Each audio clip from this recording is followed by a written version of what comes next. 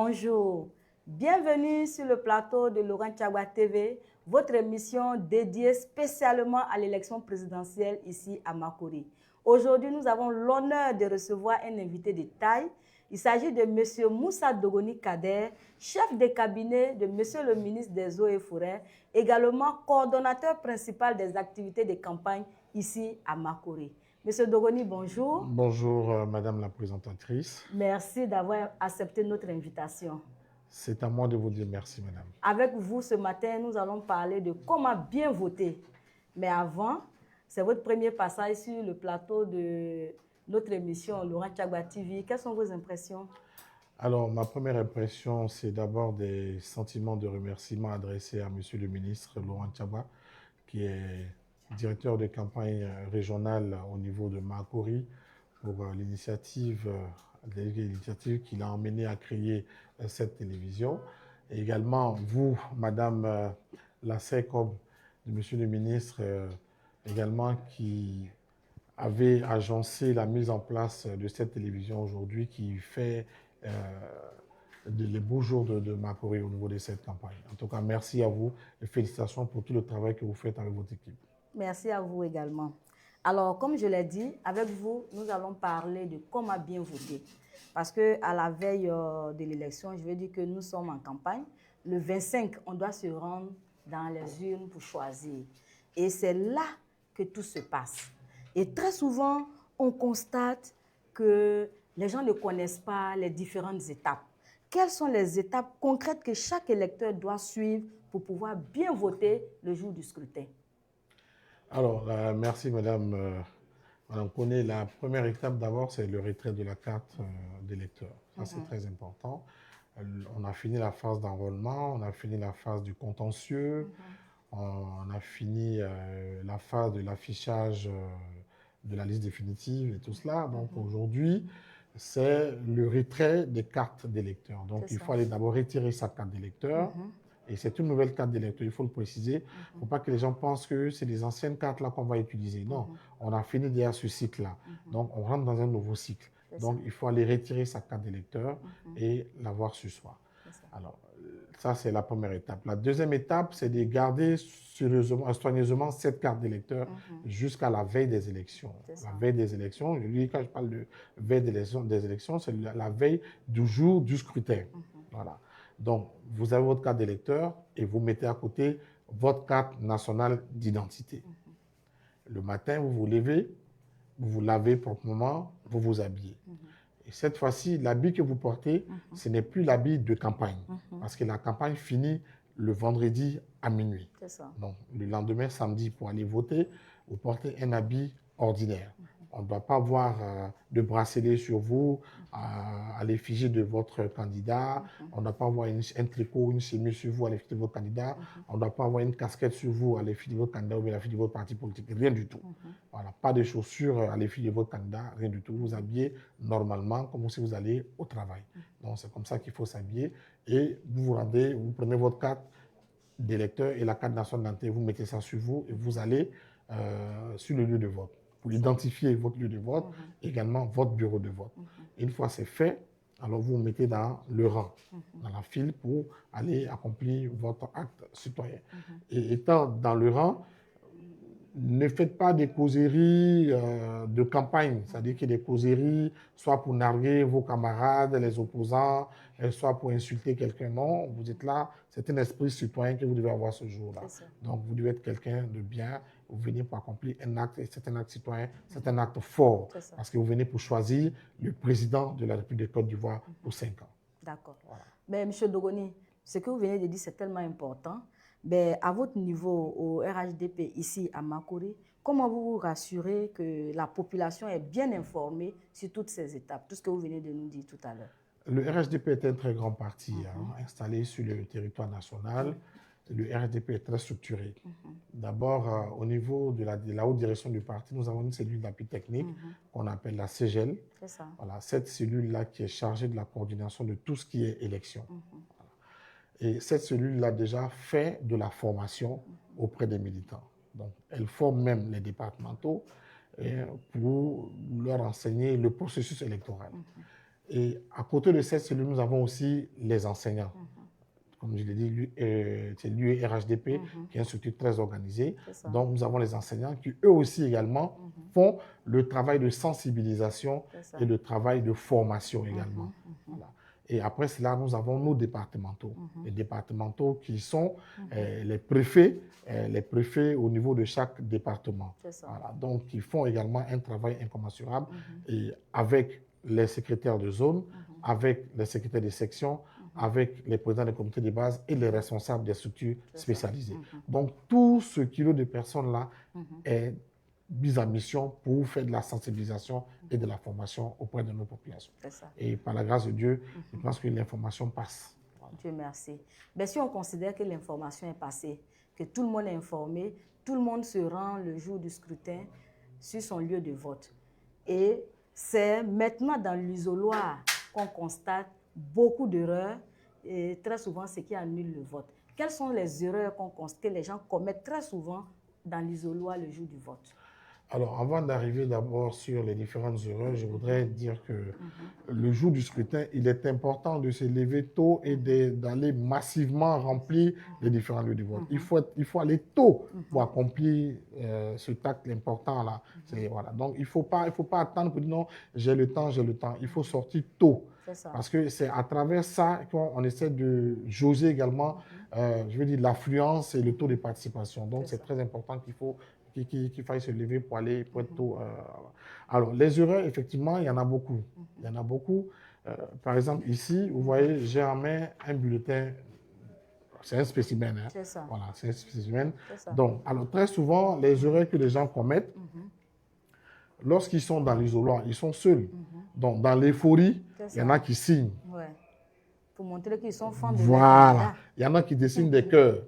On ne dessine pas des cœurs, on ne signe pas, on n'écrit pas Ado, je t'aime, Ado, mon champion, on n'écrit pas tout ça. Voilà. La seule chose qu'on vous demande de faire ce jour-là, c'est de prendre votre stylo, qui est dans l'isoloir, il y a un stylo, et vous partez simplement, vous regardez, c'est le numéro 1.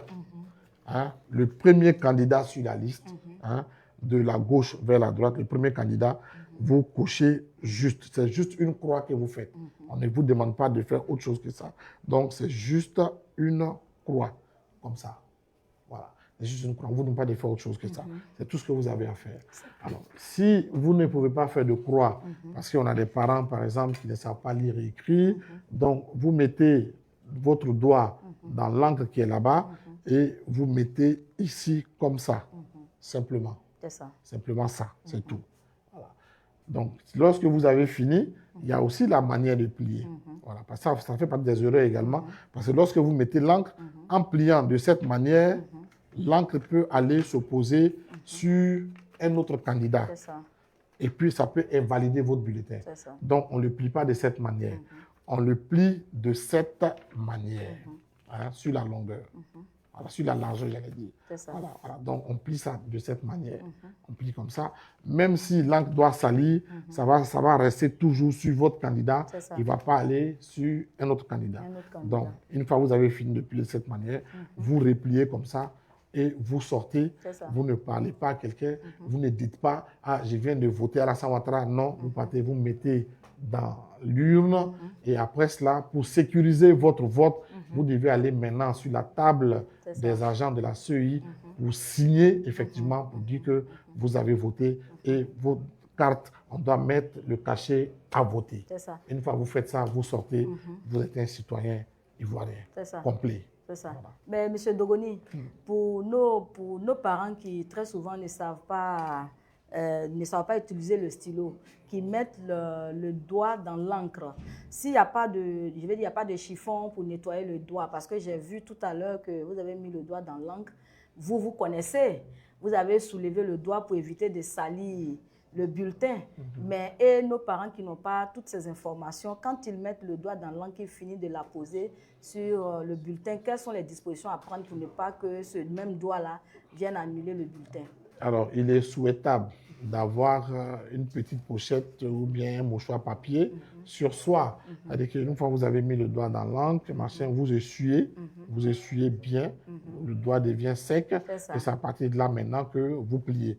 Parce que si le doigt n'est pas sec, en manipulant votre bulletin, vous pouvez aller mettre votre encre là sur le visage de quelqu'un d'autre et automatiquement ça annule votre bulletin. C'était là mon inquiétude. Voilà. Donc, il faut surtout essuyer le doigt. Sachant, vous avez soulevé le doigt. Ça, je l'ai remarqué, mais bon, pour ceux qui ne le savent pas. Alors, M. Dogoni, tout à l'heure, pour le processus, vous avez dit que vous faites beaucoup de sensibilisation. Maintenant, pour les erreurs que les gens commettent dans l'isoloir le jour du vote, à votre niveau, vous qui coordonnez les activités de cette campagne ici à Makori, quelles sont les dispositions que vous prenez toujours pour continuer à mettre tout le monde au même niveau d'information, à éviter ces erreurs-là, de commettre ces erreurs? Alors, pour ne pas rentrer dans la stratégie, je vous dirais qu'il y a plusieurs mécanismes que nous avons développés et il y a des personnes chargées, n'est-ce pas, de déployer toutes ces différentes stratégies-là. C'est mon souhait que nos adversaires fassent des erreurs pour que ces erreurs nous profitent. Donc, si je rentre dans la stratégie, alors je vais dévoiler un peu. Mais nous avons des personnes ici qui sont chargées, n'est-ce pas, de déployer tout ce qu'il faut pour qu'on puisse minimiser au maximum les erreurs. Ça veut dire que toutes les dispositions sont prises pour former tout le monde, à ce niveau-là, tout le monde à ce niveau. À ce niveau, que ce soit la CGL, que ce soit les enseignants, que ce soit les jeunes, les femmes, les responsables des structures spécialisées, les secrétaires des zones, les secrétaires des sections, les présidents des comités de base. En tout cas, tout le monde est au diapason. Très bien. Monsieur Dogoni, vous savez, les jeunes, les primo-votants et les jeunes de manière générale comptent beaucoup dans une élection. Quel est le message que vous pouvez leur adresser pour les encourager à sortir massivement et à aller voter ce jour-là? Alors, leur dire d'abord que voter, c'est un devoir. C'est un devoir citoyen. Et c'est quelque chose de très important dans la vie d'un être humain. Participer au choix de celui qui va me gouverner est très important pour moi dans ma vie. Si je ne participe pas, alors je vais subir les déshydratats de quelqu'un que je n'ai pas choisi. Donc c'est pour cela que nous demandons aux jeunes de participer massivement à cette élection présidentielle et d'aller choisir leur candidat. Et le meilleur des candidats, le meilleur choix, le candidat qui peut aujourd'hui, qui pense à la jeunesse et qui fait beaucoup de choses pour les Ivoiriens, c'est Alassane Dramane Ouattara. Et donc, je leur demande de sortir massivement et d'aller voter le candidat du RHDP. Le candidat du RHDP, sur le spécimen que j'ai ici, c'est la même chose que vous aurez sur les bulletins de vote, c'est le candidat qui est en premier, le numéro 1. Le numéro 1, c'est lui le candidat du RHDP et c'est lui qu'il faut voter pour sécuriser votre avenir, pour sécuriser votre vie, pour sécuriser votre éducation. C'est cela le plus important. C'est ça. C'est vrai que vous venez de dire que notre candidat est le meilleur choix. Mais pourquoi on pourrait dire que c'est le meilleur choix? Alors, madame, c'est une très belle question. Aujourd'hui, je pense que, comme nos parents Bambara le disent, il y a 10 000 qu'on a limité. C'est quelque chose que nous voyons, c'est-à-dire que c'est des mots Dieu, ce n'est pas mot de vente. Le mot de vente, si vous avez une douleur à l'intérieur, personne ne voit, personne ne sait. Mais quand vous avez mal aux yeux, tout de suite, on sait qu'il y a quelque chose qui ne va pas. Soit vos yeux sont rouges, donc c'est quelque chose que tout le monde voit. Et tout le monde sait que Alassane Ouattara fait beaucoup pour la Côte d'Ivoire. Il le fait pour les femmes, il le fait pour les jeunes, il le fait pour les personnes de troisième âge, il le fait pour les fonctionnaires, les enseignants, il le fait pour les corps habillés, il le fait pour tout le monde. Il est fait pour les paysans. Vous avez vu tout récemment, avec l'augmentation du prix du cacao jusqu'à 2800 francs CFA, c'est du jamais vu en Côte d'Ivoire. Donc tout cela, il faut lui pour pouvoir penser de cette manière aux Ivoiriens. Donc je pense que pour nous, il n'y a rien à dire. Et quand on voit tout ce qu'il a apporté comme développement. C'est vrai, ça écœure des gens souvent quand on dit oui, vous parlez de routes, de goudron, on ne mange pas le goudron. On ne mange pas, c'est vrai, le goudron, mais le goudron apporte le développement. Tout à fait. Voilà. Aujourd'hui, le cacao que nos parents produisent, si les cacao se trouvent dans la zone enclavée, ben, ce sera difficile de faire sortir ce cacao-là pour arriver au port. Donc, il fait du travail. Vous voyez, aujourd'hui, il est en train de relier toutes les grandes régions. Ça, c'est important.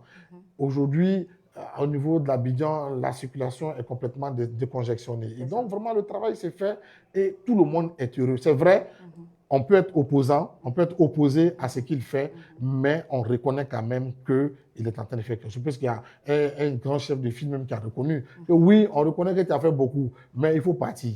Mais pourquoi partir pour quelqu'un qui fait quand même des bonnes choses? Donc, nous, on ne peut que encourager les gens à rester toujours avec Alassane Ouattara, de choisir pour qu'ils puissent faire encore mieux. Je sens tellement la passion que je vous inviterai ici à une autre émission pour venir nous présenter le programme. Parce que c'est important, il faut que les gens sachent qu'il y a de la matière. Avec plaisir. Voilà. En tout cas, merci, madame. Nous tirons allègrement vers la fin de notre émission. Mais en tant que coordonnateur des activités de campagne ici à Makori, on ne peut pas partir sans vous demander de nous dérouler un peu le programme. Qu'est-ce qui est prévu ici? C'est un programme qui est très alléchant. C'est un programme très alléchant. Il faut dire que le coordonnateur principal, directeur de campagne régionale, a commencé d'abord pour aller rencontrer les chefs traditionnels. Les chefs traditionnels, les chefs de communauté. Il est parti solliciter auprès de la bénédiction des ancêtres, des mânes et des ancêtres. Donc, et il a demandé que le président de la République lui a confié une mission. Donc, il était bon qu'ils viennent demander leur bénédiction pour bénir sa lance pour qu'il puisse partir à la chasse. Et ça a été fait. Et après cela, il est parti dans tous les villages à Tchan, où il a rencontré lui-même ses parents à Tchan, pour leur apporter la nouvelle. Donc, il a également reçu la bénédiction de ses parents. Et après cela, il a rencontré les guides religieux musulmans. Si, j'ai vu ça. Musulmans. Et après les guides musulmans, il a encore demandé une journée de prière pour le président de la République et pour la paix en Côte d'Ivoire auprès de la communauté musulmane. Le demain mardi, il rencontre la communauté chrétienne dans son entièreté. Donc, à côté de cela, il y a d'autres activités qu'il mène également au niveau du corps social, au niveau de la société civile, au niveau des jeunes, au niveau des femmes. Il continue le travail sur le terrain. Il fait du porte-à-porte. Ce qu'on appelle communément les VAD, les visites à domicile. Il le fait. Et dans le programme également, il va sillonner toutes les zones. On a 10 zones, ça donne à 2 départements au niveau de Makori, dans le département Est et le département Ouest, où chaque zone a 5 secrétaires de zone. Donc, il va sillonner toutes ces différentes zones-là où il ira pour parler avec le personnel politique. Voilà, et également, il a prévu d'organiser un grand meeting des jeunes et des femmes qui va lui-même animer. J'ai même appris qu'il y a un village ado. Oui, voilà. Et le village, on fait le lancement du village ado le 17. D'accord. Le 17, c'est le vendredi, je crois, vendredi 17, à partir de 19h. Donc, on fait le lancement du village. Mais déjà, à partir de 16h, le village est déjà animé. Il y a tout ce qu'il faut. Il y a à manger, il y a de la boisson. Mais la boisson, là-bas, on ne fait pas de l'alcool, c'est de la sucrerie que nous mettons à la disposition des gens. Et il y aura la nourriture et tout cela. Donc, il faut juste se munir d'un peu de jetons. Et puis voilà, vous venez, vous pouvez manger, vous pouvez boire. Et c'est le lieu aussi d'échanger. Vous trouverez des gens sur place pour échanger sur le programme de campagne, sur le programme, j'allais dire, du gouvernement du président Alassane Ouattara. Donc, il y a des gens qui seront là, qui sont disposés à répondre. Donc, venez à cette activité-là et venez poser toutes les questions que vous voulez. Venez poser toutes les questions que vous voulez. Nous y serons. Vous également, on vous félicite parce que vous avez élaboré à côté de, je vais dire, vous, en tant que coordonnateur des activités, avec monsieur le ministre et tous les adjoints. Le programme est vraiment intéressant parce que j'ai même vu que à partir du 15 jusqu'au 17, il y aura des séances de dépistage du cancer du col de l'utérus, du cancer du sein et tout ça. Le ministre il a initié déjà un programme qu'on appelle Santé pour tous. Et ce programme a commencé bien avant même le début de la campagne. Donc, il y a une équipe d'infirmiers, de médecins qui sillonnent toute la commune pour aller rencontrer des gens dans les domiciles et s'enquérir de leur état de santé et leur apporter les premiers soins. S'il y a des cas qui dépassent, enfin, pas qui dépassent leurs compétences, Mais s'il y a des cas graves, alors ces cas-là sont automatiquement orientés vers les centres spécialisés pour une prise en charge. Et la prise en charge encore, le ministre se fait fort d'accompagner, n'est-ce pas, ces populations-là. Donc, pour marquer un peu une journée spécifique, nous sommes dans le mois d'octobre, c'est Octobre Rose, donc pour lutter contre le cancer du sein, donc il y aura une journée dédiée au dépistage du col de l'utérus, au dépistage du cancer du sein et tout cela, et puis bien d'autres pathologies, notamment le diabète, la tension et tout cela. Et donc, nous invitons également toute la population à venir participer à ces différentes activités. Il y a tellement à dire que nous allons vous inviter à une autre émission. Malheureusement, nous sommes au thème de cette belle rencontre et nous avons tellement appris. On n'a pas fini, hein. Sachez que vous reviendrez sur ce plateau. Ce sera avec plaisir. Ce sera avec plaisir. Ce sera avec plaisir. Quel est votre mot de fin? Alors, le mot de fin, ne vous trompez pas. Il faut faire le choix juste. C'est ça. Et le choix juste, c'est Alassane Dramane Ouattara, candidat du RHDP, candidat des Ivoiriens. Ne vous trompez pas du tout. C'est lui le champion. C'est lui le meilleur et c'est lui le bon choix. C'est lui, c'est lui le meilleur. En tout cas, voilà. Et c'est un coup KO, hein. C'est un coup KO. Il n'y a pas de deuxième tour. On finit ça le 25 et puis on est tranquille. C'est ça. En tout cas, merci d'avoir accepté notre invitation. Mesdames et messieurs, nous sommes au thème de notre émission et nous étions aujourd'hui avec notre invité d'honneur, M. Moussa Dogoni, chef de cabinet de M. le ministre des Eaux et Forêts, par ailleurs coordonnateur des activités de campagne ici à Makori. Et avec lui, nous avons échangé sur comment bien voter. Vraiment, merci de nous avoir suivis. Ne décrochez surtout pas et sachez que demain à la même heure, nous serons avec un autre invité pour parler d'autres choses que vous allez vraiment aimer. Vous qui nous avez suivis, nous sommes, ne décrochez pas, Laurent Tchagba TV. Vous pouvez nous suivre sur la page Facebook de M. le ministre, sur notre compte YouTube, sur notre compte Twitter, sur notre compte TikTok. Merci beaucoup. D'ici là, portez-vous bien et à demain. Merci beaucoup. Un coup KO. Un coup KO. Merci. Merci.